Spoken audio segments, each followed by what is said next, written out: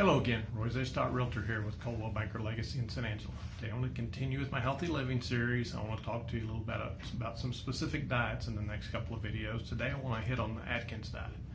Now you think, well, why are you talking about the Atkins diet? That's so out of fashion and everything.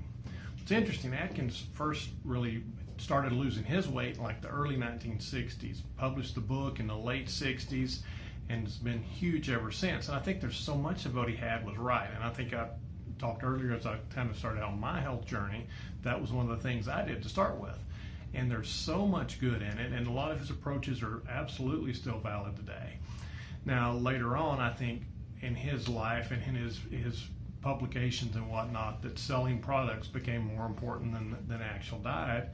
And one of the things I didn't think was appropriate in his, as I got deeper into it, was he recommended a lot of junk foods, junk type proteins and or fats, as opposed to really cleaning up those as well as you're eliminating the carbohydrates. But when he came out with this stuff in the mid 60s, it was pretty revolutionary because nobody else was talking about carbohydrates and their effect on the body. So a lot of the things in any of the diets that are around today that use ketosis as a way to help you lose weight and minimize carbohydrates, those two things, most of them are outgrowths of what Atkins started talking about in the mid 60s. So, you're talking 50 or 60 years of information now and more research. And so, yeah, a lot of his things are a little outdated, but a lot of the principles are still the same. So the basics of Atkins was to eliminate the carbs from your diet.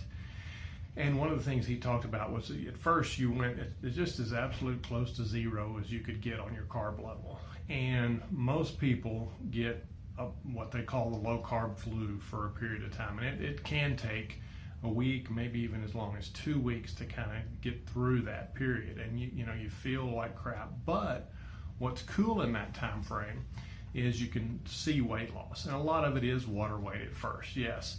But if you go on to hit the Atkins diet hard, do it like he told you to, and then in 10 days you've lost 6, 7, 8 pounds, which is absolutely realistic, maybe even more than that, then it's easy to get motivated to continue.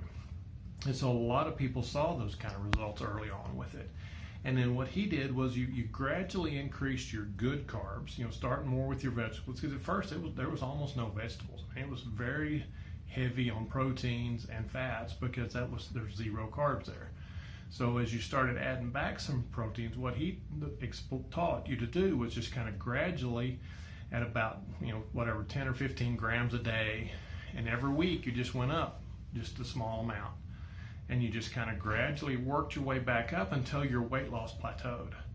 And when you were at that weight loss plateau, that was one end of the range, your carbohydrate range. So that was the bottom end. And if you kept adding carbohydrates until you started gaining weight, then that's the other end of that range. So as long as you stay within that range, then you would maintain your weight. And then if you got below that range, then you could continue to lose weight. And so then he taught you to get below that range that you've now proven for your body and tested for your metabolism, your diet, and everything else you're doing.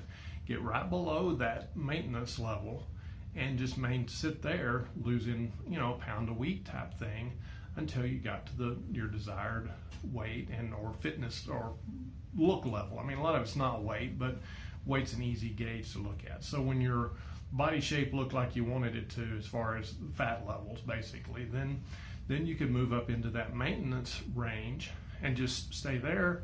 And it was a long-term lifestyle. And so it was really pretty amazing with that. And again, I did this 92 probably when I started, and so saw exactly the results he said and worked for years. It was many years before I started seeing any weight gain again, and most of that was things I could look back on and see that I had not done well, not followed the rules. It's funny, if you understand how the system works and you don't follow it, then yes, you won't get the desired results. It's a sad way the world works. So anyway, that's a lot of it. But one of the things that got me out of it was just, again, the junk type proteins and fats that he had a tendency to recommend. Pork rinds were one specific. You buy packaged pork rinds, and those are simply not good for you as a long term. Now in the short term, yes, there's no carbs in them. Your body's going to burn that fat and it keeps you in ketosis, which can be a good thing in the short term, but in the long term, it's just not what you want for your body. And a lot of even the supplements and the products that he started to sell that complied with his diet later on, they were not natural. I guess it's the simplest way to put it. They were really heavy chemicals and took a lot of manufacturing to turn these into foodish items, but they were low carb. So therefore, they helped in that respect with your weight loss, but they didn't necessarily work good for your overall long-term nutrition and health. So and that's still to this day. I mean, like say the primal or the paleo, any of those type of things are more or less outgrowths of what Atkins talked about, and there's enough research now to really document how well all of it works. So hey, Atkins is still worth a look. I mean, there's still a lot of very good information that was contained in his book, particularly when you look back at the time he wrote it in, when fats were the most evil thing out there and grains were the healthiest thing out there. I mean, we look at it today and we know a little bit more knowledge-wise about the truth of those things, but in those days it was a dogma, particularly from the medical community. And that's what's changed, and a lot of that changed because of Dr. Atkins. So anyway, a little bit of tidbits on the Atkins diet. If you got any questions, give me a call. RoyZesch.REALTOR, 325-268-0775. Thank you.